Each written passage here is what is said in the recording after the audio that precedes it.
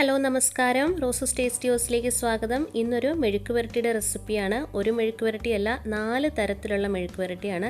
അപ്പോൾ ആദ്യം നമുക്ക് ഉരുളൻകിഴങ്ങും അതുപോലെ തന്നെ ക്യാരറ്റും കൂടെ ചേർത്തിട്ട് വളരെ ടേസ്റ്റിയും അതേപോലെ തന്നെ വളരെ ഈസി ആയിട്ടുള്ള ഒരു റെസിപ്പി നമുക്ക് എങ്ങനെയാണ് ചെയ്യുന്നതെന്ന് നമുക്ക് നോക്കാം. അതേപോലെ ചോറിനൊപ്പം കഴിക്കാൻ നല്ല രുചിയാണിത്. അതിന് വേണ്ടിയിട്ട് ഞാനൊരു കടായി അടുപ്പത്തേക്ക് വെച്ചിട്ടുണ്ട്. അപ്പോൾ ഞാനിതെല്ലാം വെളിച്ചെണ്ണയിലാണ് കേട്ടോ ചെയ്യുന്നത്. വെളിച്ചെണ്ണ ഒരു 2 ടേബിൾ സ്പൂൺ ഇട്ട് കൊടുക്കുന്നുണ്ട്. ഒരു സവോളയുടെ ഹാഫ്, പിന്നെ ഒരു 4 പച്ചമുളക് നെടുകെ കീറിയതും അതേപോലെ കുറച്ച് കറിവേപ്പിലയും കൂടി ഇട്ട് കൊടുക്കുന്നുണ്ട്. ആവശ്യത്തിന് ഉപ്പ് ചേർത്ത് കൊടുക്കുന്നുണ്ട്. ഇനി ഒരു 1/4 ടീസ്പൂൺ മഞ്ഞൾപ്പൊടി കൂടെ നമുക്കിതിലേക്ക് ചേർത്ത് കൊടുക്കാം. വേറെ എരിവൊന്നും ചേർത്ത് കൊടുക്കുന്നില്ല, നമ്മൾ പച്ചമുളക് മാത്രമേ ചേർത്ത് കൊടുക്കുന്നുള്ളൂ.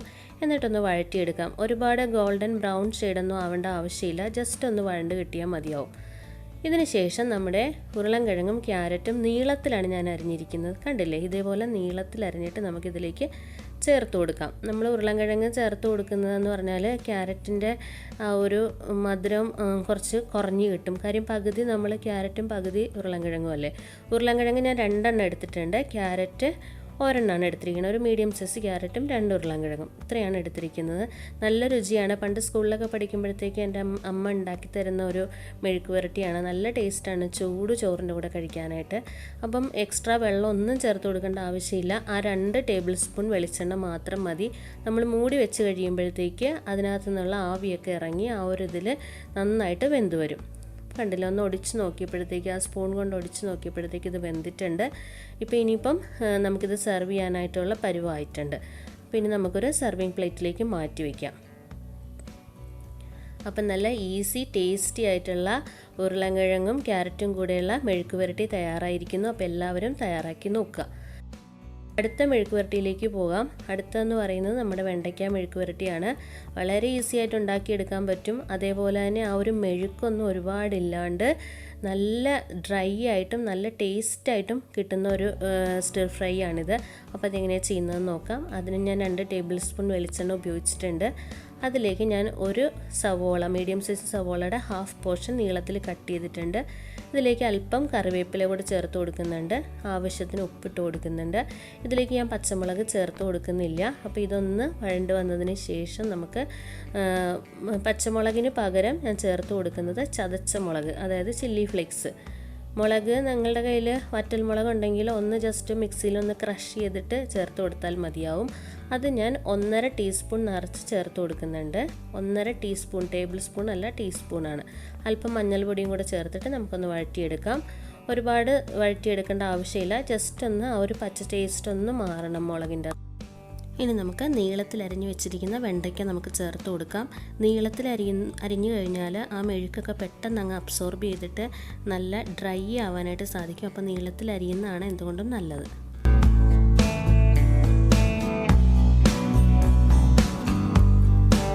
ഒന്ന് നന്നായിട്ട് നമുക്ക് മിക്സ് ചെയ്ത് കൊടുക്കാം. മിക്സ് ചെയ്തതിന് ശേഷം നമുക്ക് മൂടി വെച്ച് വേവിച്ചാൽ മതിയാവും. ഞാൻ ഒരു മെഴുക്ക് പുരട്ടികൾ ഉണ്ടാക്കുമ്പോഴും ഞാൻ ഒട്ടും തന്നെ ഒരു 2 ടേബിൾ സ്പൂൺ പോലും വെള്ളം ചേർത്ത് കൊടുക്കാറില്ല. ഇങ്ങനെ മൂടി വെച്ച് വേവിക്കുമ്പോൾ ആ ഒരു ആവിയിലിരുന്ന് ഇത് വേകും. അപ്പോഴാണ് ഇതിൻ്റെ ടേസ്റ്റ്. ഇതിപ്പോൾ ഇടയ്ക്കൊന്ന് തുറന്ന് നോക്കിയിട്ടുണ്ട്. ഇപ്പോൾ നന്നായിട്ട് കുക്കായിട്ടുണ്ട്, പക്ഷേ ആ ഒരു മെഴുക്ക് ഇതുവരെ പോയിട്ടില്ല. കുറച്ചുകൂടെ ഒന്ന് ഫ്രൈ ആവാനുണ്ട് ആ ഒരു എണ്ണയിൽ കിടന്നിട്ട്. എക്സ്ട്രാ എണ്ണയൊന്നും ഞാൻ ചേർത്ത് കൊടുത്തിട്ടില്ല, അതേ എണ്ണ തന്നെയാണ്. ഇപ്പോൾ കണ്ടില്ലേ, ഇപ്പം ആ ഒരു ക്വാണ്ടിറ്റിയൊക്കെ നന്നായി കുറഞ്ഞ് നല്ല ഫ്രൈ ആയി വന്നിട്ടുണ്ട്. വെണ്ടയ്ക്ക മെഴുക്ക് പുരട്ടി എപ്പോഴും നമ്മൾ ഇതേപോലെ കുറച്ച് ഡീപ്പായിട്ട് ഫ്രൈ ചെയ്തെടുക്കുമ്പോഴാണ് നമുക്ക് ചോറിൻ്റെ കൂടെ കഴിക്കാനായിട്ട് നല്ല ടേസ്റ്റ് ഉണ്ടാവുക. ഇതിപ്പോൾ ചതച്ച മുളകും ആ ഒരു സവോളയും കൂടെ മിക്സ് ചെയ്ത് വരുമ്പോഴത്തേക്കൊരു പ്രത്യേക രുചിയാണ്. നിങ്ങൾക്ക് ഇതിന് പകരം സവോളയ്ക്ക് പകരം നിങ്ങൾക്ക് ചെറിയുള്ളി ചേർക്കാം കേട്ടോ. അപ്പോൾ നല്ല ടേസ്റ്റാണ്. അപ്പോൾ ഇത് റെഡി ആയിട്ടുണ്ട്. ഇനി അടുത്തത് നമ്മുടെ ബീട്രൂട്ട് മെഴുക്ക് പുരട്ടിയാണ്. ബീട്രൂട്ട് മെഴുക്ക് പുരട്ടി നിങ്ങൾക്ക് ഇഷ്ടമില്ലാത്തവർക്കും ഇഷ്ടപ്പെടുന്ന ഒരു രീതിയിലാണ് ഞാൻ ബീട്രൂട്ട് മെഴുക്ക് പുരട്ടി ഉണ്ടാക്കിയിരിക്കുന്നത്. അതെങ്ങനെയാണ് ചെയ്യുന്നതെന്ന് നോക്കാം. 2 ടേബിൾ സ്പൂൺ വെളിച്ചെണ്ണ എടുത്തിട്ടുണ്ട്. അതുപോലെ തന്നെ ഒരു പകുതി സവോള ചെറുതായിട്ട് കട്ട് ചെയ്തിട്ടുണ്ട്. കാരണം ഇതേ രീതിയിലാണ് ഞാൻ ബീട്രൂട്ടും കട്ട് ചെയ്തിരിക്കുന്നത്, അതുകൊണ്ടാണ് അങ്ങനെ ചെയ്തിരിക്കുന്നത് കേട്ടോ. ഇതിലേക്ക് 2 പച്ചമുളകും അല്പം കറിവേപ്പില, അല്പം ഉപ്പ്, ഇത്രയും കാര്യങ്ങൾ ചേർത്തിട്ട് നമുക്ക് നന്നായിട്ടൊന്ന് വഴറ്റിയെടുക്കാം. ഇതും അതുപോലെ തന്നെ ഒരുപാട് അങ്ങ് ഫ്രൈ ആവണ്ട, ജസ്റ്റ് ഒന്ന് വഴണ്ട് കിട്ടിയാൽ മതി. ഇനി ഇതിനകത്ത് ചേർക്കുന്ന ഇൻഗ്രീഡിയൻ്റ് ആണ് 1 ടീസ്പൂൺ നിറച്ച് കുരുമുളക് പൊടി ചേർത്ത് കൊടുക്കുന്നുണ്ട്, 1/4 ടീസ്പൂൺ മഞ്ഞൾപ്പൊടി. എന്താണ് ഞാൻ പറഞ്ഞത്, നമ്മൾ കുരുമുളക് പൊടി ചേർക്കുമ്പോൾ ഒരു പ്രത്യേക ടേസ്റ്റാണ് ഈ മെഴുക്ക് പുരട്ടിക്ക്. നിങ്ങൾ ഇതുവരെ കുരുമുളക് പൊടി ചേർത്ത് ട്രൈ ചെയ്തിട്ടില്ലെങ്കിൽ തീർച്ചയായും ട്രൈ ചെയ്യണം. അതിനുശേഷം നമ്മളുടെ അരിഞ്ഞു വെച്ചിരിക്കുന്ന ബീട്രൂട്ട് നമുക്ക് ചേർത്ത് കൊടുക്കാം.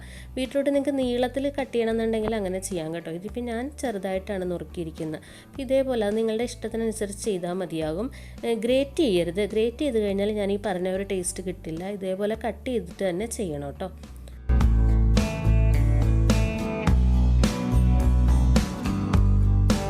ഇപ്പോൾ ഇടയ്ക്കിടയ്ക്ക് 1-2 തവണ ഒന്ന് നോക്കി ഇളക്കി കൊടുത്താൽ മതിയാവും കേട്ടോ.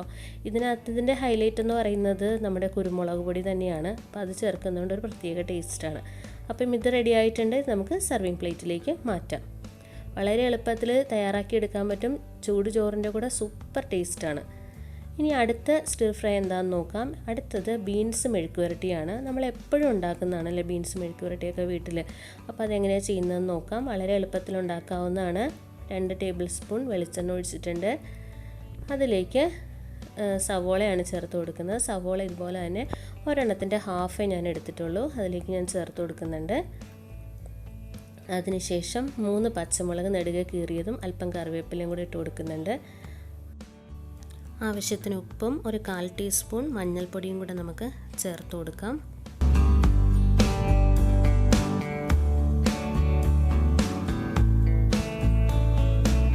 ഒരുപാട് അങ്ങ് ഡീപ്പ് ഫ്രൈ ആവണ്ട, ഇങ്ങനെ ഒന്ന് ജസ്റ്റ് ഒന്ന് വഴണ്ട് കിട്ടിയാൽ മതിയാവും. അതിനുശേഷം നമ്മുടെ നീളത്തിൽ അരിഞ്ഞു വെച്ചിരിക്കുന്ന ബീൻസ് വന്നിട്ട് ഞാൻ നീളത്തിൽ ചരിച്ചാണ് അരിഞ്ഞിരിക്കുന്നത്, വട്ടത്തിലല്ല അരിഞ്ഞിരിക്കുന്നത്. എനിക്ക് എൻ്റെ ഇഷ്ടം ഇങ്ങനെ അരിയാനാണ്, അതുകൊണ്ടാണ് കേട്ടോ. നിങ്ങൾക്ക് ഇഷ്ടം വട്ടത്തിലാണെന്നുണ്ടെങ്കിൽ അങ്ങനെ ചെയ്യാം, അതിന് കുഴപ്പമൊന്നുമില്ല. എന്നിട്ട് എല്ലാം കൂടെ നന്നായിട്ടൊന്ന് മിക്സ് ചെയ്തെടുക്കാം നമുക്ക്. ബീൻസ് മെഴുക്കുവരട്ടി ഉണ്ടാക്കുമ്പോൾ ഞാൻ ചതച്ചമുളക് ഉപയോഗിക്കാറുണ്ട് കേട്ടോ. ഇവിടെ ഞാൻ പച്ചമുളകാണ് ഉപയോഗിച്ചിരിക്കുന്നത്. പക്ഷേ ചതച്ചമുളക് ചേർത്ത് ഉണ്ടാക്കുന്നതും നല്ലൊരു ടേസ്റ്റ് തന്നെയാണ്. അപ്പം അങ്ങനെയും കൂടെ ഒന്ന് തയ്യാറാക്കി നോക്കൂ കേട്ടോ, നല്ല രുചിയാണത്. ഇതിപ്പോൾ കളറൊക്കെ ചേഞ്ചായി വന്നിട്ടുണ്ട്. ഇത് ഏകദേശം റെഡി ആയിട്ടുണ്ട്. ഇനി ഒന്നുകൂടെ ഒന്ന് ഫ്രൈ ആക്കണം എന്നുണ്ടെങ്കിൽ ഒന്നുകൂടെ ഒന്ന് ഓപ്പൺ ചെയ്ത് വെച്ചിട്ട്, നമ്മൾ മൂടി വെക്കണമെന്നില്ല, തുറന്ന് വെച്ചിട്ട് ഒന്നുകൂടെ ഒന്ന് കുക്ക് ചെയ്ത് കഴിഞ്ഞാൽ കറക്റ്റായി വന്നോളും. ഉപ്പൊക്കെ ഉണ്ടോയെന്നൊക്കെ നോക്കിയതിന് ശേഷം നമുക്ക് സർവിങ് പ്ലേറ്റിലേക്ക് മാറ്റാവുന്നതാണ്. ഇതിപ്പോൾ ഞാൻ സർവിങ് പ്ലേറ്റിലേക്ക് മാറ്റിയിട്ടുണ്ട്. ഇതെല്ലാം ഈ മെഴുക്ക് പുരട്ടികളെല്ലാം ചൂട് ചോറിൻ്റെ കൂടെ ഒരു ബഹുക്കേമാണ് കേട്ടോ. അപ്പം ഈ ഓണത്തിന് ഈ സദ്യ സമയത്ത് നിങ്ങൾക്ക് ഏതെങ്കിലും ഒരു മെഴുക്ക് പുരട്ടി ട്രൈ ചെയ്ത് നോക്കുക. ഇനി ഓണം കഴിഞ്ഞിട്ടാണെങ്കിലും ഈ മെഴുക്ക് പുരട്ടികളെല്ലാം നിങ്ങളൊന്ന് ട്രൈ ചെയ്ത് നോക്കണം. ഈ രീതിയിൽ നിങ്ങൾക്ക് എല്ലാവർക്കും ഇഷ്ടമാവും, നല്ല ടേസ്റ്റാണ്. അപ്പോൾ എല്ലാവർക്കും ഓണാശംസകൾ നേരുന്നു. അടുത്ത അടിപൊളി റെസിപ്പിയായിട്ട് വരുന്നവരെ ബൈ ഫ്രണ്ട്സ്, താങ്ക് യു.